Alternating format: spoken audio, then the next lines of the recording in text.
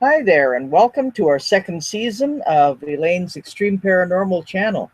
Tonight, our special guest, our featured guest for our first show back, is Beth Luscombe, a paranormal investigator, teacher, writer from Australia.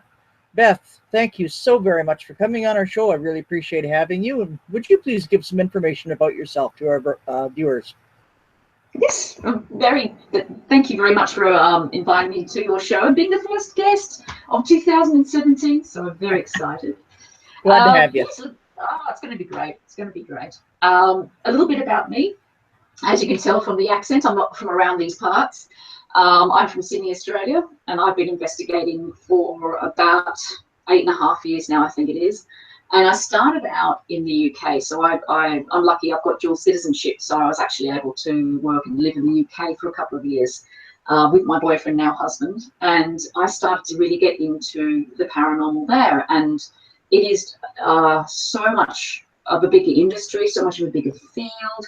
There's a lot more things and events and investigations you can go and do. I mean, the place is littered with so many beautiful buildings, let alone haunted ones.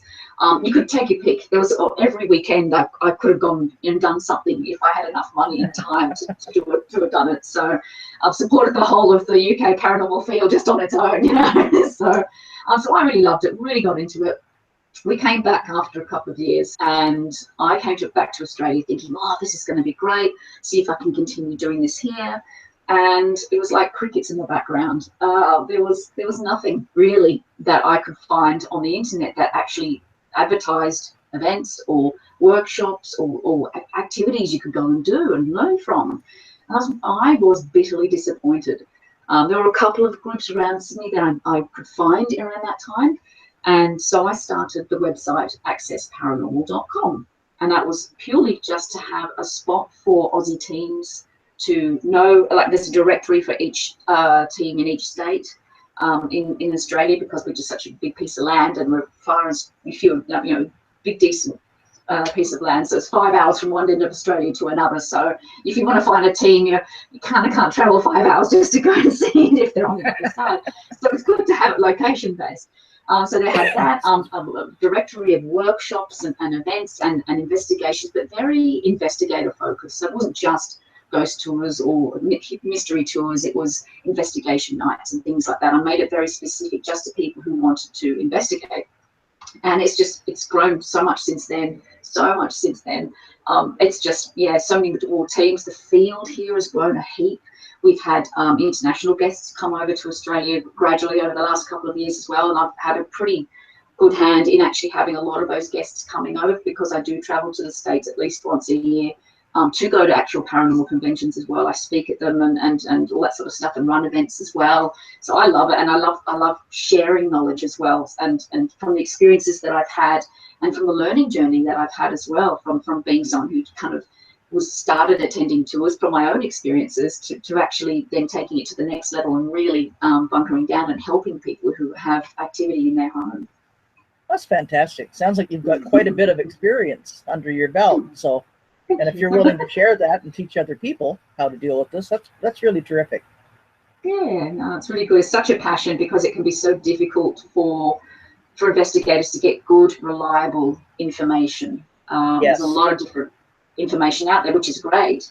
There are courses that claim to be accredited, which they are, but accreditation just means that they've followed a certain format in the way in which they have pulled their learning information together. So if accreditation body would say, okay, you need to have 3 different modules and they've got to be this long and they've got to be delivered in this way. That's what accreditation is. But unfortunately, sometimes when someone sees a paranormal course saying it's accredited, they think, oh, that means it's got a lot more certified, sort of stance as far as like a qualified,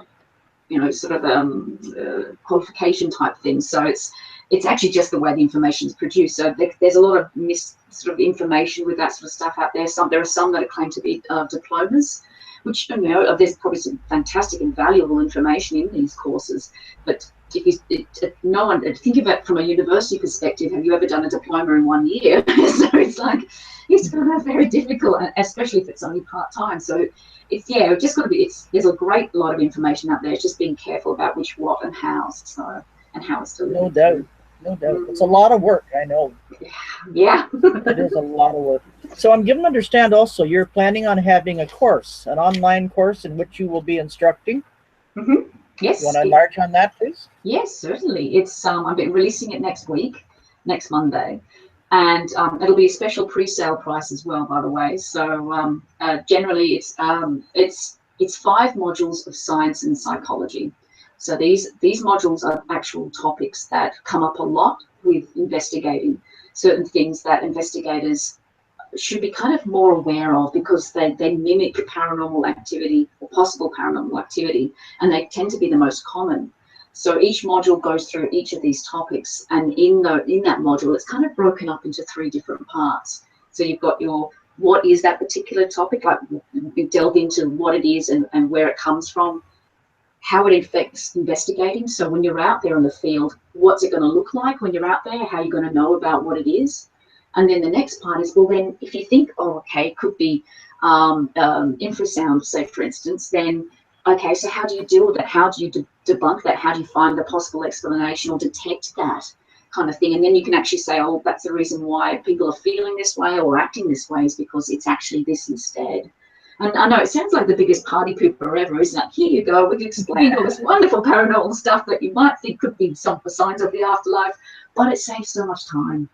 You've got, you can actually focus on the stuff that's really tricky, the really interesting stuff that's like, actually, that's not normal. That can't, from my understanding and level of experience, that doesn't make sense how that can actually occur. So it actually saves time if you're able to find explanations first. You actually then pull away and actually really get to the good meaty stuff that you can't explain straight away. And that's when it becomes exciting. Absolutely, yes. It really sounds interesting. I'd love to take that course, incidentally.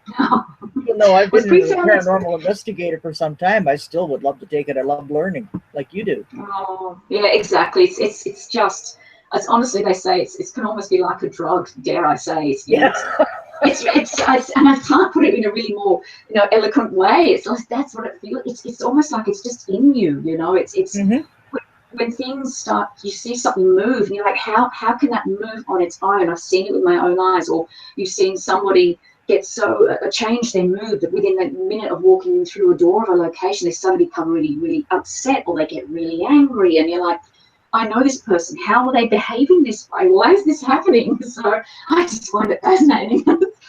Just incredible stuff. Beth, before we get much further, I must really apologize. I do not have the best of lighting systems here. Like, I'm just doing this from my home. We have our team backdrop right behind my head here. But, I don't know. I've got 3 lamps on, and it's just not the right angle, I guess, to really show things. But you're looking fine. Oh, that's the main thing. You're the star of the show anyway, so that's the main thing. I just want to explain. You're glowing, Elaine. You're just glowing. That's what it is. No doubt. Good grief. Okay. So you had also mentioned before the show went on the air about your frustration when finding reliable info to learn for investigating. Yeah. Would you like to enlarge on that? Yeah, totally. It's Great. I know from myself from personal experience, it can be very frustrating finding reliable information. And reliable meaning it's based on fact. And because with paranormal being so subjective to a lot about personal experience, it's really hard to find stuff that you can actually use, stuff that you can actually take away, stuff that's actually based on the environment around us, the psychology in our brain sort of thing. It's understanding this great instrument that we have and how complex it is, and also how easy it is to be tricked, and yet also the environment around us and how that behaves and stuff. So that's really important information to know as an investigator, but finding that information can be like a needle in a haystack. And there are great websites like ASIP. There's the Rhyme Institute in the States there where you guys are based. There's all sorts of beautiful websites, and they're backed by really, really educationally academics, fantastic people, great research papers, and often they are free. If you become a member, you can get all of them, and you can have them, emailed to you. You don't even have to be in the same country as these places to access this information. So all this great stuff, but I must admit, sometimes it can be eye-watering trying to read a paper. So to me, I'm not academically based as an education perspective, and I learn from doing and seeing and visually.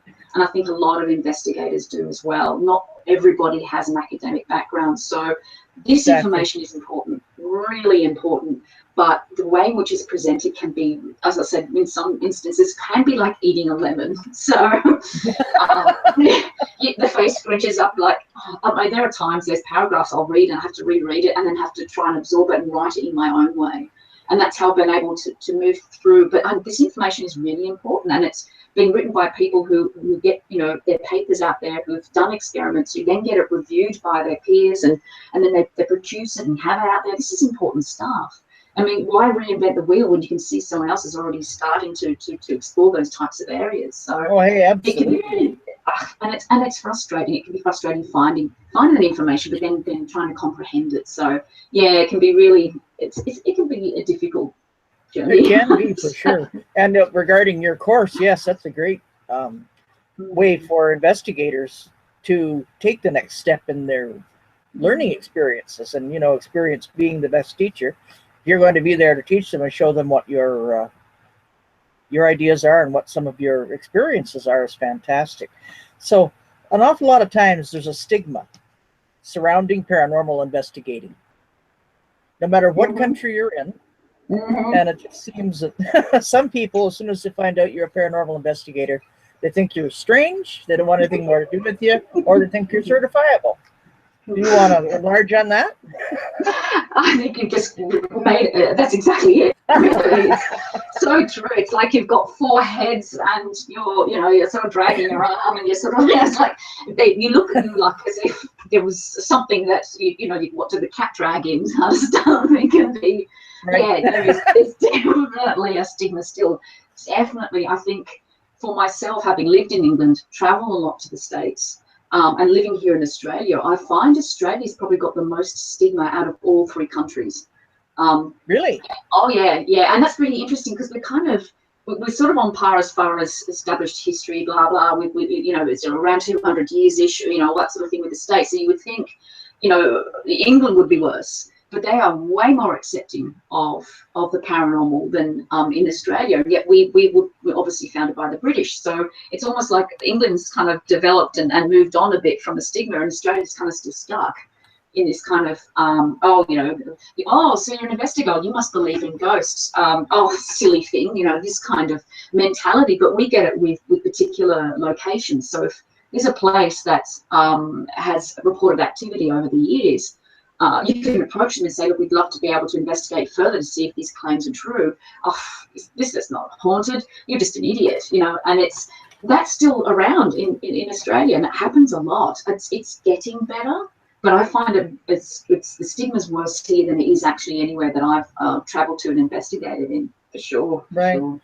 I don't know, like in Canada, I know sometimes we can get pretty stigmatized too. I know the church that I belong to certainly didn't waste any time in ignoring me, because they found out that I am a paranormal investigator. And I mean, I don't really see that there's any sin in it myself. I mean, you're helping other people. What the heck? So, yeah, everybody thinks differently. And it's really down to interpretation.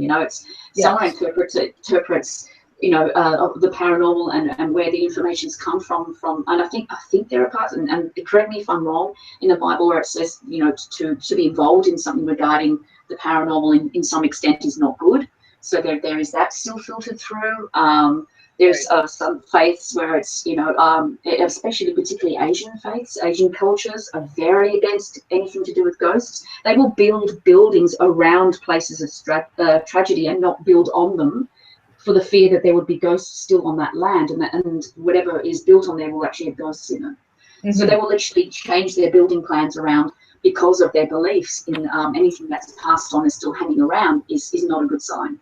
So it's fascinating that as I said, in certain aspects there is that real negativeness about it. And if, like you said, there are people that have issues or problems, and it's often people who are grieving as well. Sometimes people are grieving of a lost loved one and wanting to reach out, or feeling that they're having communication from their loved one to let them know that they're okay. And that's a whole other different ball game in itself. You tread very carefully in those particular situations when someone's in that really vulnerable state. So yeah, it is. There is still a stigma, and it's like, oh, come on, guys, let's move on. It's like, this is cool. Yes. Yes, exactly. I agree with you.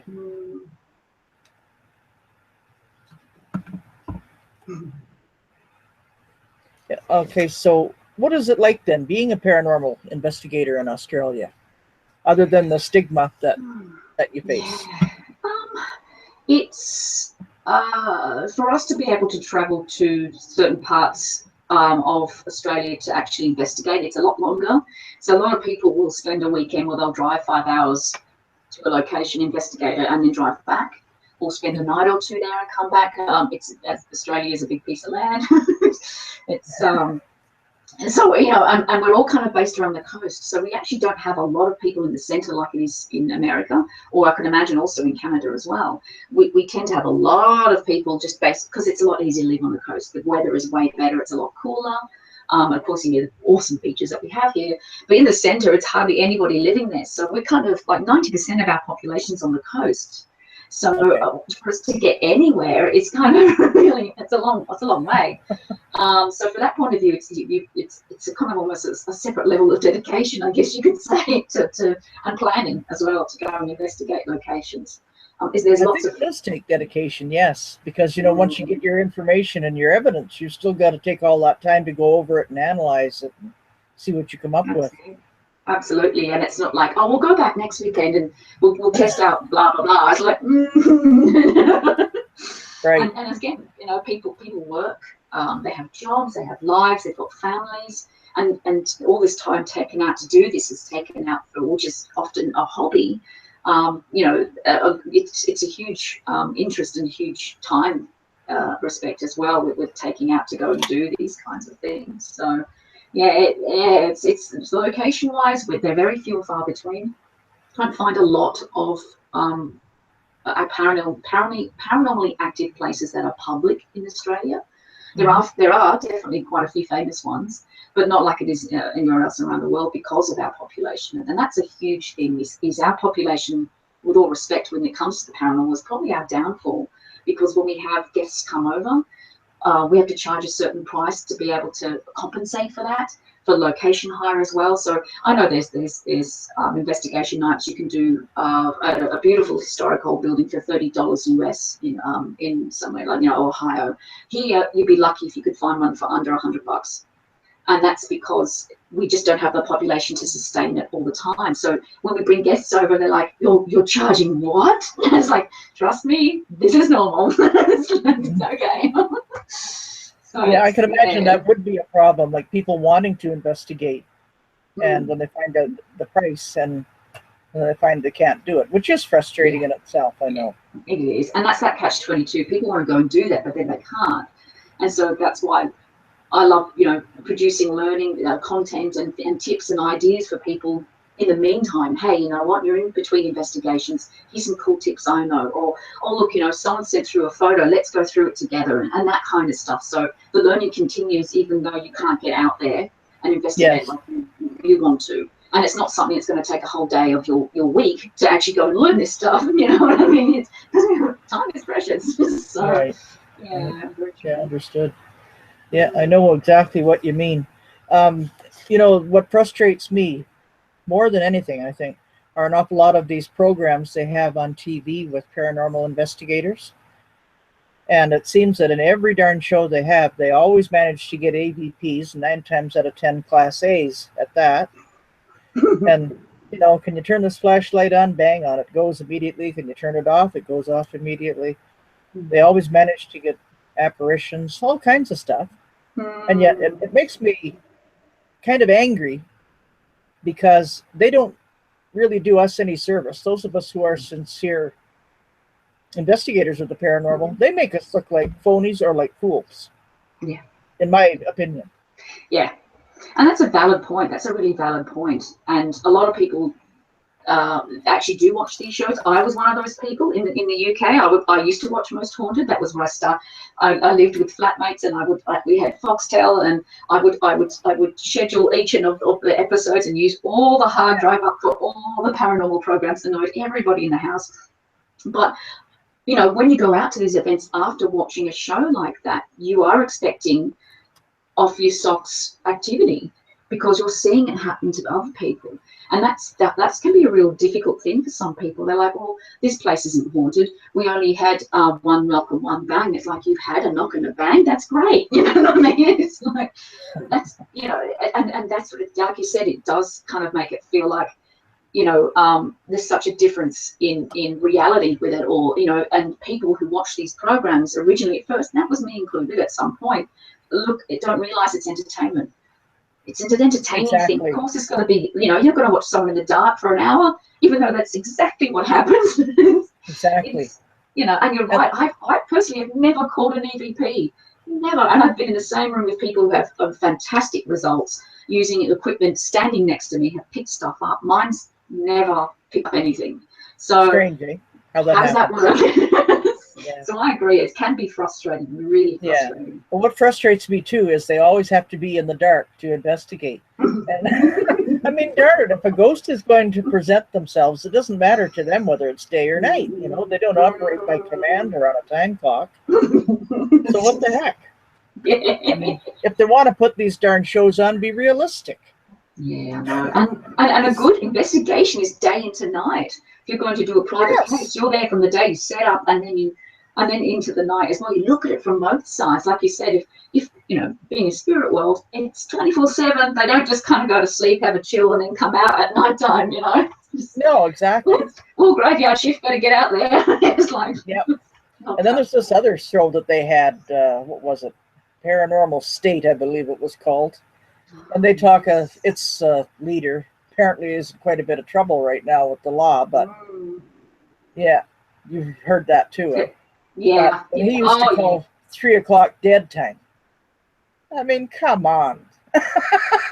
Yeah, I know. And that's the thing. It's and that has filtered through, and a lot of teams actually have taken that on and go, oh, we've got to stay at least until 3 because that's dead time. And it's like, oh, it's obviously, the theory behind it being mocking the time of Christ's death at 3 p.m.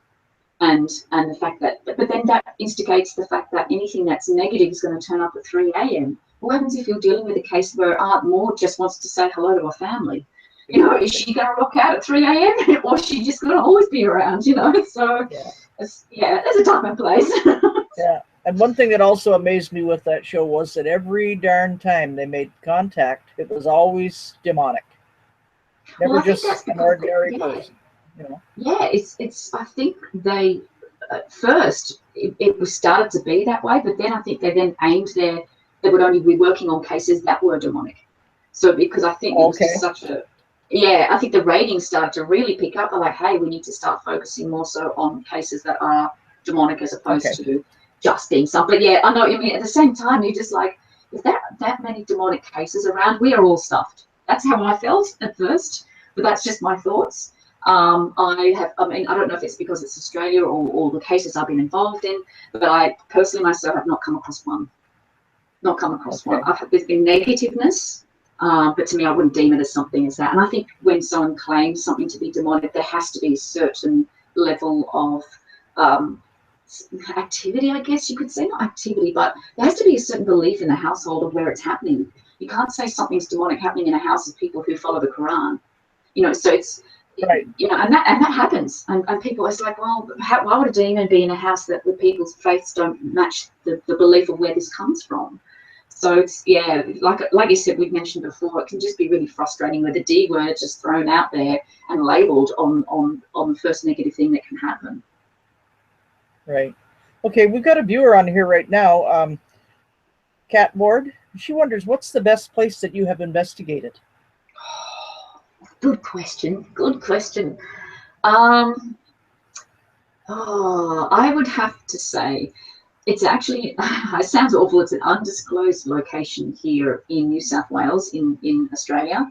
And only because the owners are very protective of it. It's probably been one of the most active places I've ever been in. And that's because I've seen shadows, I've heard people rolling trolleys around a room, and we know there's no trolleys or people. We've heard people walking with their footsteps. I find footsteps fascinating as a sound because it's so human. You know, and walking around, loud bangs. We thought someone was, you know, at the location, and we'd run out and there's nobody there. And I mean, I'm talking loud bangs, like earth-shattering, wall-shattering bangs. It's an amazing location, and I can't tell you where it is, so I'm so sorry. But I will mention, though, that there is another location that I can mention, and that's in the UK, and it's called the Ragged School Museum.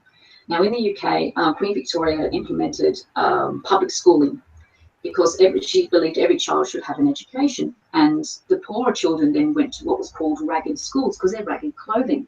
And there's a beautiful museum in Eastern London. I think, yeah, East London, I think it is. It's a very interesting area at night time at 3 a.m, I'll tell you that. if the building doesn't scare you, walking out at 3 a.m. does. And it's actually it was one of the most active nights I've ever experienced, and it was really? Yeah, oh yeah, and this never happens with public places.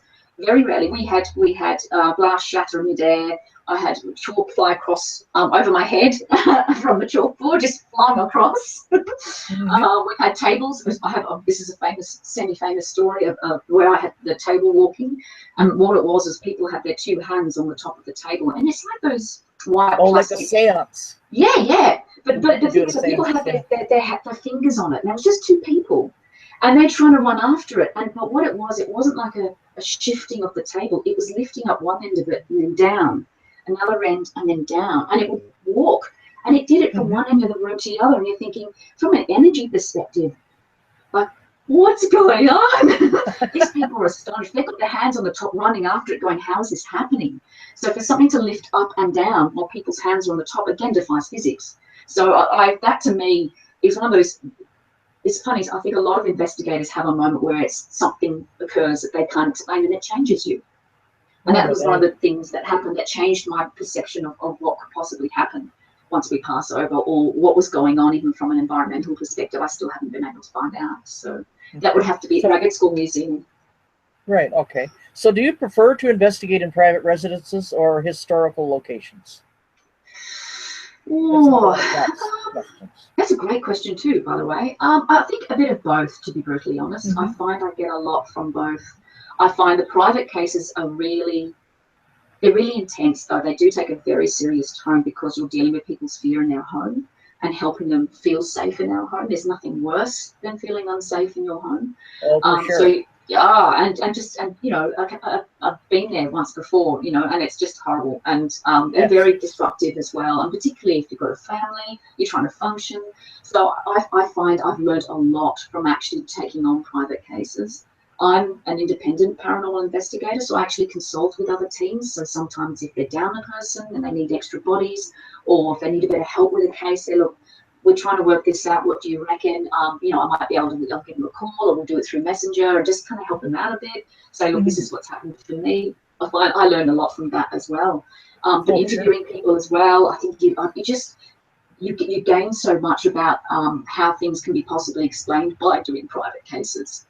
But then I love the historic ones. I love it because the pressure's off, and it's almost like a paranormal playground. So it's like, this happened to me 2 weeks ago when I was on an investigation. I want to test it out in this location. So I'll go and I'll set up static detectors or something like that, and we'll try something, and we'll use sound, or we'll do something else, or play music and see if that makes something occur. Or, you know, it's almost like a bit of a free-for-all in that sense, and it takes a little bit of the serious pressure off, and you're actually there to enjoy the experience and see what can happen. And I think that's very important for investigators to also do as well. Plus, it also helps locations have an alternative revenue stream as well. So they've got income coming at a different time when they're normally not open. And being historical, they need all the funds they can get.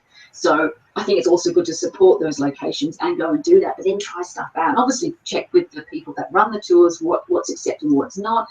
You know, obviously some are okay with witchable, some aren't. Some, like, you know, you can't antagonize. Some are okay. It just depends. I mean, you're not going to antagonize in a beautiful homestead, but you might, if some people might want to try it out in a jail. So always check with the location. But yeah, I'd say both. I think there's lots of benefits with dealing with both. Great. So what's your favorite piece of equipment, and why? What equipment do you think is the most useless piece of equipment that you even use it? That's a really cool question. I think my favorite at the moment would have to be a tri-field meter. Now, it's ironic because I actually don't own one. So I'm in the process of grabbing one soon, but I like it because it's 3 different types of EMF. So you've got your magnetic, your electric, and you've got your static. And it's that calls of RF, radio frequency. So EMF detectors are great, but to be able to know what type of EMF this is what this device does, and that's what I'm really liking about it. It actually gives you an indication of what type of frequency is actually in the air or the environment at the time. I use it for the reason of finding out if there's strong EMF naturally occurring in a location, because EMF can actually emulate what someone would feel like if they're going through something paranormal. So feelings of paranoia, not sure if someone's always watching you all the time, feeling strange, feeling unsettled. I find a lot of basements and attics tend to have high EMF because they've got exposed wiring, and people tend to feel the most activity, they tend to experience the most activity, and then of course it's the whole thing of, do energies actually use EMF to manifest? There's a whole other theory side of that as well. So for me, it's the tri-field meter for favourite. Gosh, most useless. I don't know. It depends, because every investigator is very different. I probably would. I hate to say. I probably would say the K2, and only reason being is because it's very limited in what information it can give you. So you can't really get a reading. You can detect if something's there, but you don't know if it's a level 5 or it's a 0.3 or if it's a 10. You just have an indication of spikes occasionally, and that's, to me, I'm at a point like, oh no, I need to know more information than that. I don't want to just know that something's flickering. It could be good as for initial, when you're walking around, you're like, oh, there's a couple of spikes, let's get something out that can give us more information. So maybe, but I think for me that probably would be it. That sounds good. So Kat's also asking, she also says you're very interesting, by the way. That's great. And for some strange reason, our program is going on live right now. That's how she's seeing us. Oh, wonderful. There you go. But it will be aired again tomorrow night on our regular time for Tuesday night, okay? Well, she gets a sneak preview. We are live. So Kat's asking, have you ever investigated in any other country than Australia? Yes. Yes, I have. Yes? I have investigated the Queen Mary, Waverly Hills Sanatorium. Nice. Yeah. Queen Mary was incredible. It was amazing. They had sensors set up, because I was there a couple of months ago before it was in October, so they had everything set up for Halloween, and they have sensors in the pool room. And because there's stories of a little girl that is meant to be seen in this area, that one of the Halloween things is when you walk past a certain part of the actual area, a little girl's voice goes, "Hello, are you there?" It's so creepy because it just echoes. So we walk past and we're giggling away, going, "Oh, well, we set it off. At least we know where it is," which is very good for an investigator. Investigate in there. I would love to.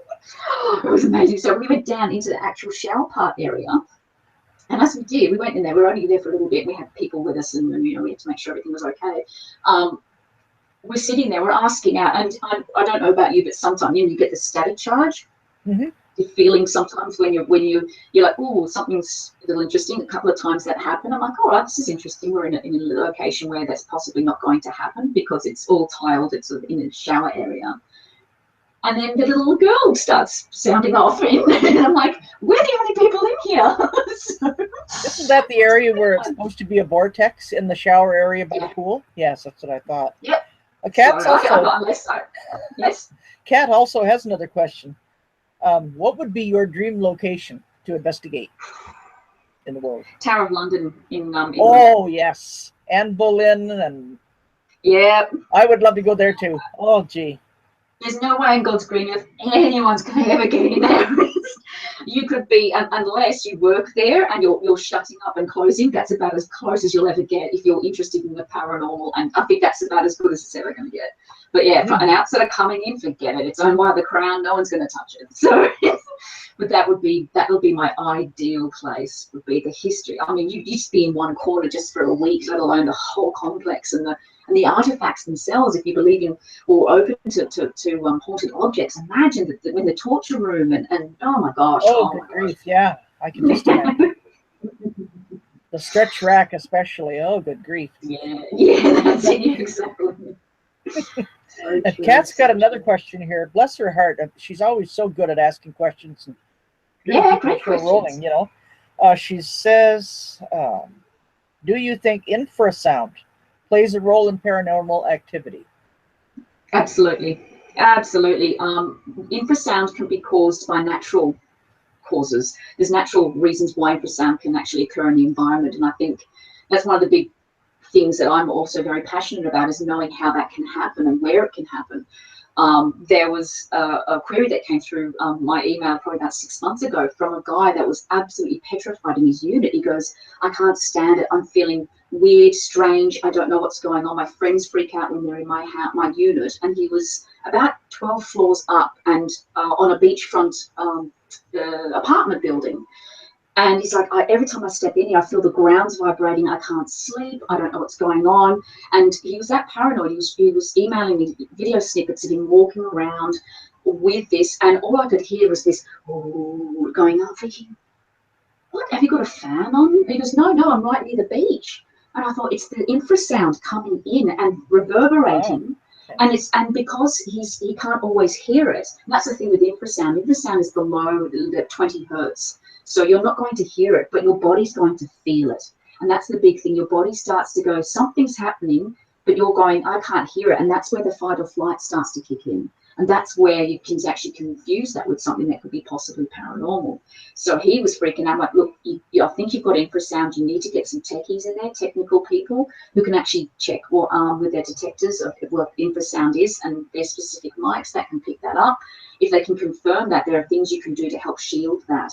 But he was having a horrible time. He's wanting to have a holiday and he was freaking out. But the fact that he was going into this location, feeding that, but then leaving it and feeling okay, gives me the indication it had to be environmental, it had to be something about that particular spot. So Okay. yeah, absolutely, for sure. And Kat's also asking, in fact, she's saying if she had any doubt, she certainly doesn't now. And she wants to know, she says, you're very legit, and I agree. It's terrific. She says her next question is are you lucky enough to have any device that measures infrasound? No, I don't, unfortunately. I did research it. Actually, funny enough, when I was emailing with this guy, because I thought, is there something that maybe I can find that investigators could even look at getting, because I can't be the only person that can come across this type of stuff. And there are devices you can get, but they're usually starting from around the $300 mark. You can actually also hire them as well. So this is just in Australia for me at the moment, but I'm pretty sure you could probably get that in wherever location that you're in. But yeah, I think you can also hire them too. So even if it's not something where it's like $1,000 or $2,000, it could be maybe $30 for the day or something like that. So if you're doing an investigation, or if you want to check before you actually do a full investigation of someone's location, then I'd probably suggest even just hiring it and finding out if you can. Yeah. Right. I know, because Kat says she has been researching infrasound as well. So it would certainly be an interesting thing, excuse me, if you could get an instrument that could measure it and just... Yeah. I mean, appliances like old fans and pipes and, stuff in the environment, waves, even waves can cause a level of infrasound. Everything that's around us quite a bit, and we just don't realize how much. So. Exactly. Well, Kat's very investigative in more ways than one. She says she's looking for schematics to build her own handheld. Oh, wow, that'd be awesome. Detect infrasound. So I hope she does. That would be great. And if she could patent it. You should, yeah. I just say, well, you're onto something, because I personally think that should be something that's part of a paranormal toolkit, along with your EMF detector static. And it'd be great, because that's another way to detect that, it's, and also I'd love to be able to have devices which can shield EMF. So if someone's feeling really uncomfortable, putting something in there and noticing if they feel any different. And there are things you can put in behind clock walls, or if there's a power lead going into a house, you can actually put something that will shield it. Like there's like a metal plate you can put around that stops a majority of that, so people can actually relax in their home. And like the spirit box, the PSB7 or PSB11. They can be so darn noisy. They can be frustrating. And you really have to listen closely to try to get any message. Yeah, it's so hard. Sometimes I've heard things that I've thought, yeah, that's interesting. Other things I'm like, are we really just wanting to hear what comes out? It's so difficult. I'm really kind of 50-50 on it. Sometimes I'm like, oh, that's interesting. Other times, yeah. Maybe not so. So it depends. I think everyone has different results using them. So. Oh, for sure. Like I've had good results in using the PSP-7. I don't have the 11 yet. I would love to get one, but I'd like to get one that's quieter. You know, like maybe put it in a box or something to lessen the noise. But But to me, the most useless piece of equipment that I've got is the Talker 2. I didn't have the money to shell out, you know, for what do you call the Obelisk, is it? Obelisk, that's it. I didn't have the money for the Obelisk, so I thought, okay, I'll try the Talker 2 and see how it works. But I don't know. I think it just creates a bunch of random words, and that's about it. So I really don't even bother with it anymore. Well, I'm equally fascinated as to how someone can, and I've met Bill Chappell. He's a beautiful guy. He finding the how do you say that, the formula to build a device, knowing what level of EMF means certain words. So in order to build something that can communicate with the spirit world, you need to understand the language of it first. That's how I've often thought of it. So, but he's just built random words and said, oh, they'll know what's what. And I'm like, but how can you do that? So anyway, it's people that, again, like you've mentioned, some people have had some really interesting results using those, you know, and I've used them a couple of times and said, okay, you know, jury's still out, but, you know, I need to do more research on that. But yeah, fascinating. For sure. So where's the next place that you're going to be going to do any public speaking? Do you have that set yet? Or? I do. I will be doing a guest investigation with people at a location called the Quarantine Station in Sydney. It's a place called Manly. It's right at the beginning of our harbour, naturally so. And it's a beautiful old historic place. And I'll be there on the 3rd of February, I think it's the Saturday, from 10 p.m. to 2 a.m. And I'll be doing, taking groups around, and we're actually going to be doing sound experiments. So there's beautiful old buildings, and we're going to be going to quite a few different locations. There's the Grave Digger's Cottage, which I find is probably the spookiest out of all of it. There's the morgue. You can imagine the sounds you could play in that place. The acoustics are amazing. There's the shower block, which is probably, a lot of people say is probably the most haunted part of that particular land and that location. But it's a beautiful place. It's gorgeous views of the harbour, but at night time it really changes the vibe. It's a very interesting place. Very interesting place. So that's what I'll be doing. Well, Kat says, great. Kat says you should come to Wainwright, Alberta, Canada. Oh, I'd love to. I'd love to. My husband loves Canada. And she also says that she has used the obelisk. She has experience with the obelisk, and she's had the right. It has said the right words at the right time. So she found it amazing. See, there's again people who have a lot of success with it. So yeah, we just keep trying it until we figure it out. Right. She also asked, do you use prayer or any other form of protection before an investigation? Oh, she's really good with her questions. Well, she's a sweetie. It's fantastic. Just really great questions. I personally myself don't. I don't. There's been twice where I've felt the closest thing I can say is threatened, and that's when I've kind of thought, oh, all right, and kind of gone to my place of comfort. But generally I don't, and for me it's because I try to leave my belief in the afterlife out of when I investigate, and that's usually when it's private cases, usually because I'm trying to figure out phenomena that's happening and why it's happening. Without trying to cloud it, because I know that experiences that will happen, I'll start to think, oh, that's because it's the ghost of blood. No, it's not. This is just phenomena. Don't go into the belief yet. You're trying to figure out what's going on. So, and I think all of us, we're not 100%. We're all going to fall into that trap at some point. You know, there are times I still slowly, no, pull yourself out. Come on.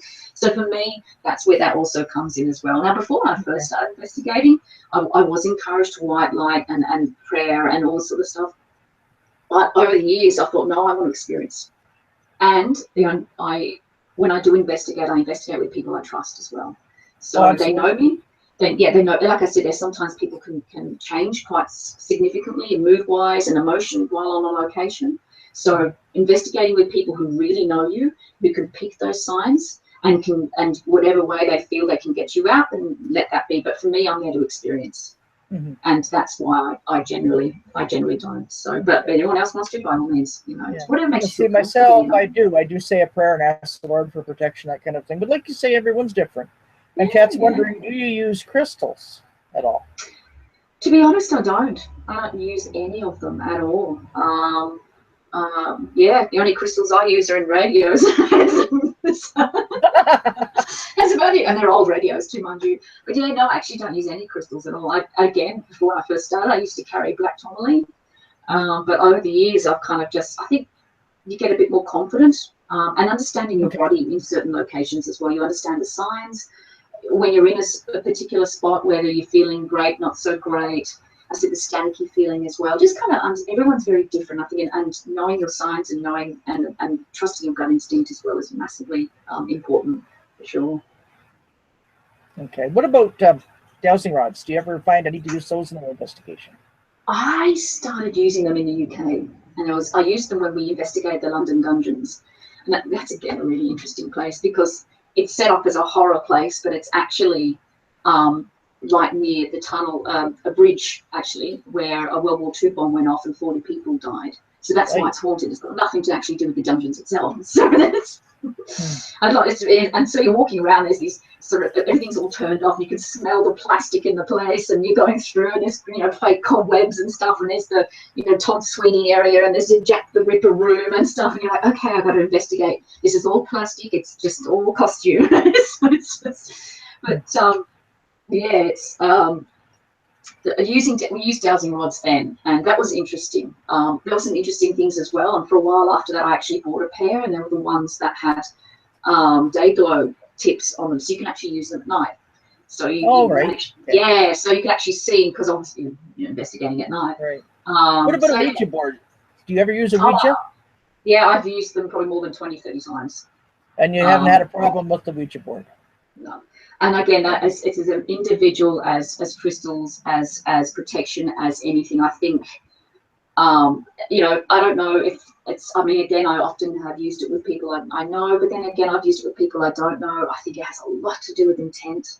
I've done it there with people who we just kind of asking out what's around, but then people are like, okay, now we're finished, thanks very much, kind of stuff. And there's not the, is Satan about? And, it's not kind of just going out there gung-ho in certain places. And again, like some locations don't even allow you to use them, and that's fine too, because there is a reputation with them. But for me, I've never had an issue, and I've often said that, and I know in the past a lot of people say that I'm putting people's lives at risk by saying that, but it's just another opinion. It's each their own. So, Yeah, as you say, to each their own. Well, myself, I don't like them. I wouldn't allow one in my own home because they're just the weirdest darn thing to me. And yet, like you say, you have used it, you haven't had any problems, so you should be fine. And the intent, means so much. Intent, if you don't want to use it, don't use it. If you're scared of them, don't use them, because already you're coming in with fear. And it's like that with investigating. Don't go into a place if you're that absolutely petrified. It's just not going to be a good experience. Okay. So I think we pretty well covered all our bases. Is there anyone you would like to give a special shout out to, or anything you would like to mention that? The course, it's happening next week. So next Monday it'll be released. It's a pre-sale price, a special pre-sale price for $67 US for this 5-day course for all the science and psychology topics. The videos and training, they go for about 20 minutes, half an hour each day as well, so it's not taking too much of people's time, but it's really good, actionable information. And so that's all happening next week, which is going to be really awesome. I'm so excited. And as I said, that's great. Oh, it's going to be awesome. And as I said, you keep up to date on Facebook, on Twitter, as well as Instagram too. So I am looking at coming to your side of the world, hopefully in late September, October of this year. This year now, isn't it? Yes, that's right. So yeah, by all means, hopefully I can come a week earlier. I do go to Scarefest in Kentucky as well. That's often my trek. So I'll be hopefully be getting there, and but I'd like to obviously try and do a couple of things before in America and around. that part of the world as well. So Yeah. stay So tuned. now, what would your fee be then, in Canadian dollars? See, I'm in Canada. I want to see if I can afford it. I have to work that out, actually. I think I'd have to work that out. I have to figure out what the Canadian dollar is compared to Aussie dollar compared to. I'll have to figure that out. We can talk about that. That's fine. All right. Well, Kat just added here. She said, "Please tell her stay safe and happy hunting." And by Oh, golly, I same agree with with Kat. you. If you Oh, ever meet Kat, she's a real sweetie. You'd really like her. awesome, awesome. Well, hopefully we get to cross paths one day. I hope so. Yeah, it would be nice to meet you in person. I want to meet Kat in person too. Like, we only know each other through the internet, you know, and the same as I know you, I've never met you in person yet, except on the air. But yeah, it's been a great show, and thank you so very much for your Thank you. patience. I know the first one that we had to kind of scrap That's because of rehearsal. the interruptions. It was rehearsal. It's fun. Oh yeah, it was fun. You kind of gave us something to go on for the second retake, because we just can't leave it on the air when we get cut off twice. It's So thank you. paranormal. Yeah. So thank you so very much, Beth. And we must do another show with you on again. I mean, you're fantastic. I'm sure we're going to have a lot of kind comments about you. Oh, thank you. Thank you very, very much. Oh, thank you for having me. All righty. We must do this again, my dear. You Absolutely. take care. All right. Bye for now. Thank you so much, ladies and gentlemen, for watching our show tonight. And we hope you enjoy it. We've started our second season, and Beth Luscombe was our first featured guest for our renewed show. So please stay tuned every Tuesday at 7 p.m. Hopefully we'll have a guest every Tuesday. If not, it might be every other Tuesday. We're just kind of playing this by ear right now to see how well it'll go on. Okay? Thank you so much. Have a good night. Stay safe. God bless. Bye for now.